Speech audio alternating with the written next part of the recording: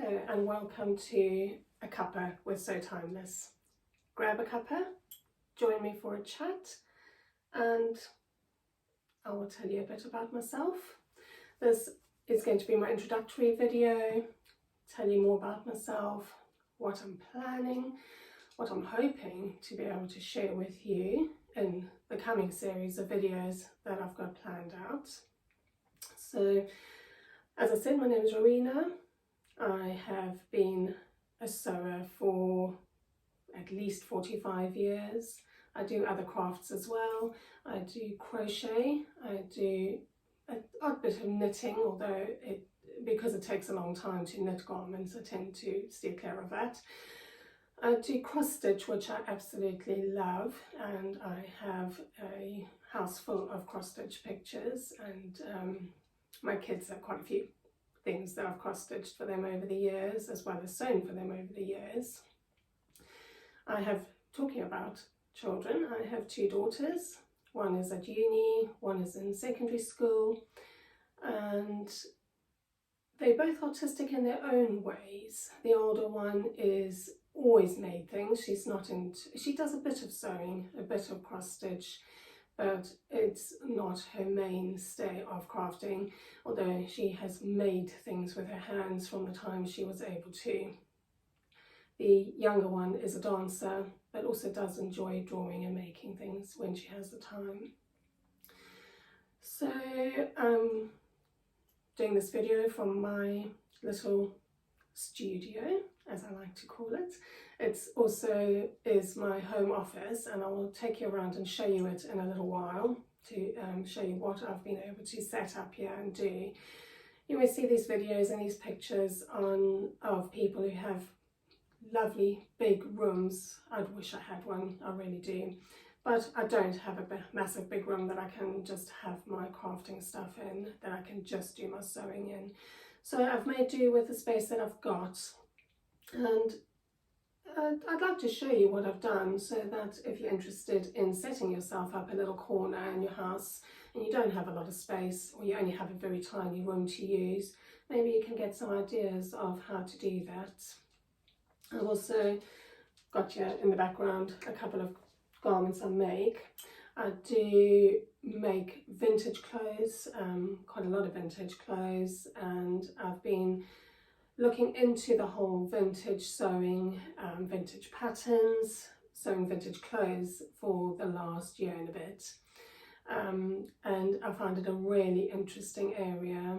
My older daughter and I have always been interested in vintage generally, and you'll be able to see on my bookcase when I show you, I have a fair number of little vintage goodies on there, and tend to, although we like other things as well, tend to often with decorating steer towards a more vintagey sort of look.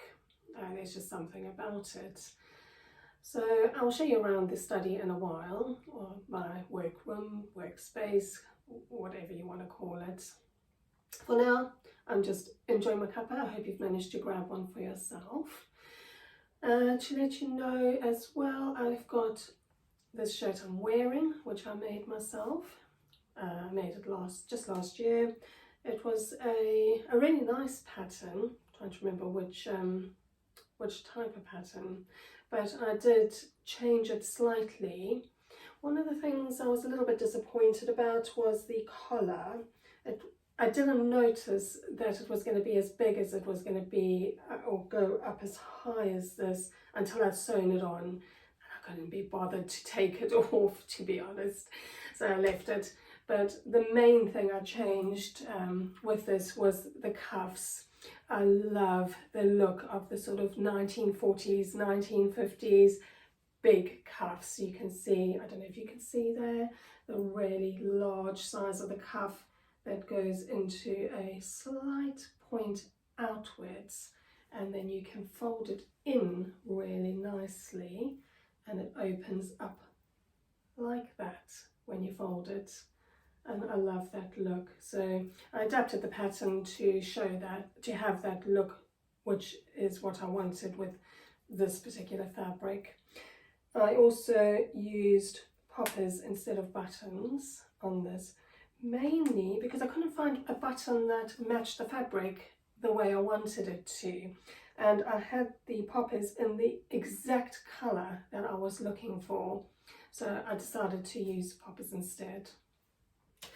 So what I'm planning to do is, hopefully, if enough people would like to join me on the journey, a series of videos where I share my sewing, share my crochet as well, because I do crochet a lot, and share with you tips and tricks I've learned over the years, and even recently I'm always learning, always finding new things.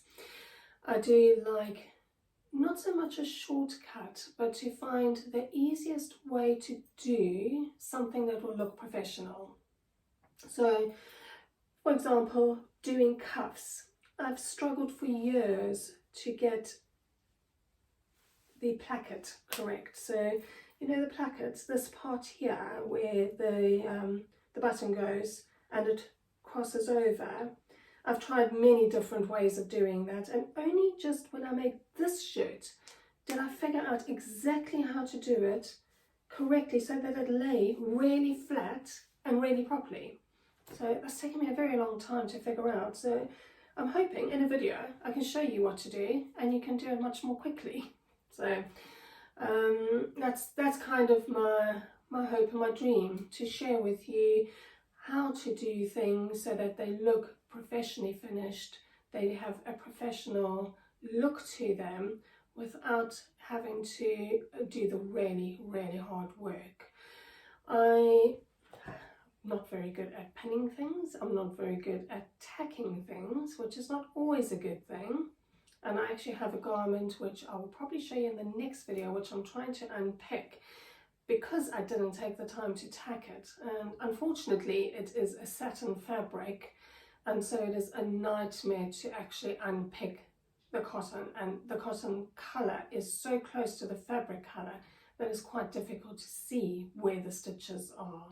But I'll share that with you. I'll share how far I've got with the unpicking, and some tips as well, because when I was unpicking it was causing threads to occur on the fabric. How to fix that? And because it is fixable, most things are fixable in some way or hideable in some way, and there's a lot of things that can be learnt along the way as we go through our sewing journeys that we each have. I'll also look at sharing with you where I get my fabrics from and how I choose fabrics to suit a pattern. How do I know that a certain pattern is going to match with a certain fabric? The same with crochet. How do I know that the wool I've chosen, the yarn I'm picked, is going to be correct for the pattern I've chosen? Or do I choose the pattern first and then go and get the yarn? But I might have seen a yarn I really like and want to use. It's a conundrum, but I'll talk you through the way I do it and the way I work things out, and it may be of some help to you somewhere along the line. In the meantime, the other people in my family and my home, I've got a husband, of course, with the 2 children, and the older daughter doesn't live with us anymore, but she does come home for holidays and breaks. So we're expecting her home soon, which is really lovely because we haven't seen her since the Christmas holidays, which is far too long. We also have 2 cats, and I must just say up front, the 2 cats are not allowed in this particular room of the house at all. Cat hair, my cats shed a lot, especially at this time of year, so they're not allowed in this room. I don't want cat hair all over my clothes, especially if I'm sewing for somebody else or sewing something I'm hoping to sell. Then I don't want cat hair all over it. I do, however, have a gorgeous little puppy called Tilly, who's a Chihuahua cross Jack Russell, who is hiding around the corner and refusing to come and say hello. But she doesn't actually shed hair, so she is allowed in this room, and she has a basket here because she's a mommy's girl and she likes to be where mommy is. so I do allow her in. However, I very carefully check my sewing table before I start sewing, wipe it down, make sure there's no hair on it. Equally, I can't cut out in this particular room, especially if I'm cutting out, I can cut out small things, but very big garments, very big patterns, I can't cut out in here. So I have to take them along to the dining room where I have more space and then can cut out more easily on the big table. I'm lucky to have a very big dining room table to cut out on. And so when I go and do that, I make sure to vacuum the area very well beforehand and to wipe the table down very well beforehand to ensure that it is nice and clean and ready to go. So, to not make this introduction video too long, it's just going to have show you quickly around my area where I work. I do also work from home, which is why it's a home office as well, and show you what I've got in here, how I've set it up, some of my things that I've made. Of course, you can see Dolly. Yeah, Dolly is something I acquired last year, finally.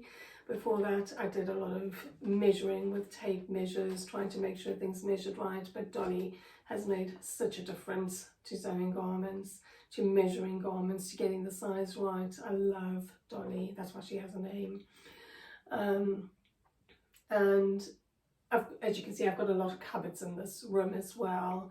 So I have a cupboard full of wool, I have a cupboard full of fabric, I have a cupboard of garments that are finished that I haven't made for myself, that I have available for selling on.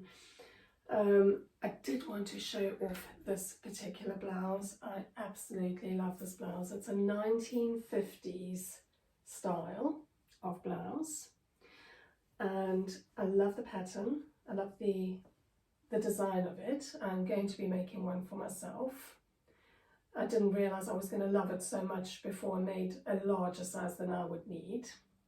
And I do like the fabric. I'm not a very red person myself. I don't usually go for red fabrics, but I do love this red with the white dots. And I found these absolutely gorgeous buttons that matched perfectly for this blouse. And you can just see how they fit in so well with this blouse and with this pattern. And so this is Tilly, who was hiding a little while ago, but has now taken over the chair I was sitting on.